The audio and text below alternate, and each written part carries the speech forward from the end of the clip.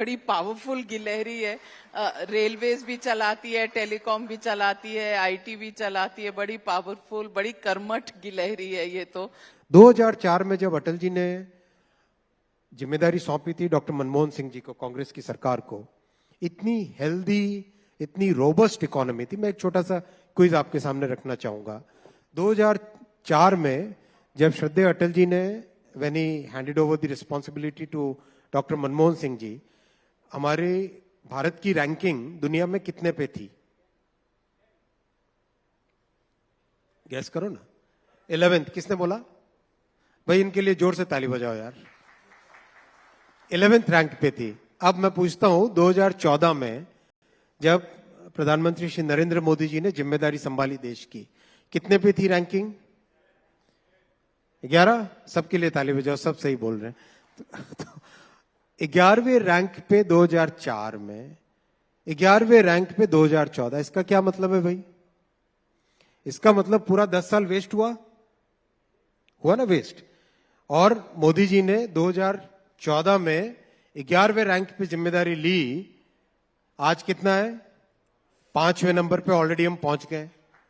5वें नंबर पे पहुंच गए।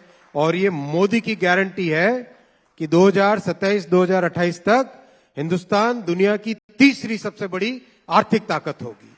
आप देखो जितना काम कर पा रहे हैं, 11 लाख करोड़ का इन्वेस्टमेंट हो रहा है कंप्लीट इंफ्रास्ट्रक्चर को रीबिल्ड करने में। जब 5वीं आर्थिक ताकत इतना कुछ कर सकती है, आप इमेजिन करो जब तीसरी बड़ी आर्थिक ताकत होगी, कितनी देश में क्षमता होगी जो काम कर सके और देश को एक ऐसे फाउंडेशन दे सके जो 2047 और 2047 के बियॉन्ड भी देश के काम आए। ये है मोदी जी का प्रभाव। So let me ask you, today the Prime Minister has also tweeted, some eminent lawyers have also written a letter. The question that is being asked, and the Prime Minister has tweeted about the pressure that is being put by the Congress party on the judiciary. I want to get a perspective on what is the Prime Minister hinting at, and where do you think the pressure is being put on the judiciary? Is it just because even the Congress party has come out and said that after the electoral bonds issue, which has gone against your government, this is a deliberate psychological warfare that has been launched on the judiciary? तो ये नया है क्या कांग्रेस के लिए? कांग्रेस का पूरा इतिहास इस चीज से भरा हुआ है। They killed the constitution, they killed so many institutions, they put so much pressure on the judiciary. I'm sure you would all remember, Congress used to say Congress needs a committed judiciary. Committed judiciary का क्या मतलब है भाई?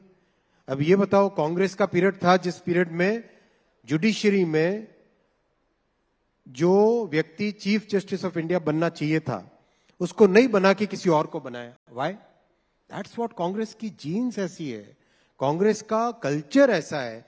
कांग्रेस में ये है कि किसी भी इंस्टीट्यूशन में इंडिपेंडेंस नहीं रहनी चाहिए। अगर आप अभी मिस नीरजा चौधरी ने अभी एक बुक लिखी है प्राइम मिनिस्टर्स पे, उस बुक को आप पढ़ो। पहले ही चैप्टर में इतनी स्ट्रॉन्ग सामने आता है कि किस तरह से कांग्रेस के गांधी परिवार ने क्लियर डिस्कशंस होते थे कि कॉन्स्टिट्यूशन को कैसे सबवर्ट किया जाए। I mean that's the way Congress mindset is. तो आज वो फिर प्रेशर डाल रहे हैं। ये उनका काम है, ये उनका नेचर है।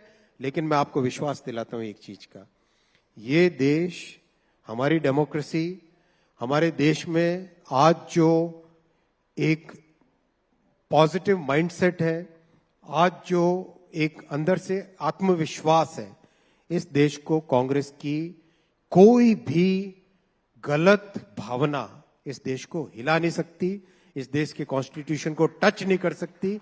इस देश के इंस्टीट्यूशंस को, कांग्रेस में आज इतनी ताकत नहीं है कि वो किसी भी इंस्टीट्यूशन के साथ कोई भी छेड़खानी कर सकती।